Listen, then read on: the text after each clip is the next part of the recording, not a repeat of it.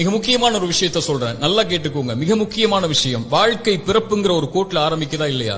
அந்த பிறப்புங்கிற கோட்ல ஆரம்பிச்ச மாதிரியே மறுபடியும் மரணம்ங்கிற அதே கோட்ல வந்து முடியும்.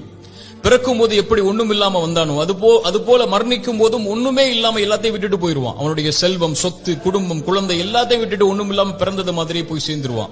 அப்ப எதுக்கு இந்த வாழ்க்கை, எதுக்கு இவ்வளவு பெரிய போராட்டம்னு கேட்கக்கூடியவங்களுக்கு இறை தூதர் இந்த 3 செயல்களை நீங்க உலகத்துல வாழும் போதே விதை போடுங்கன்னு சொன்னாங்க. அது பின்னால நீங்க அறுவடை செய்வீங்க. நீங்க மரணிச்சதற்கு பிறகும் உயிரோட வாழ்வீங்க அதன் காரணமான்னு சொன்னாங்க.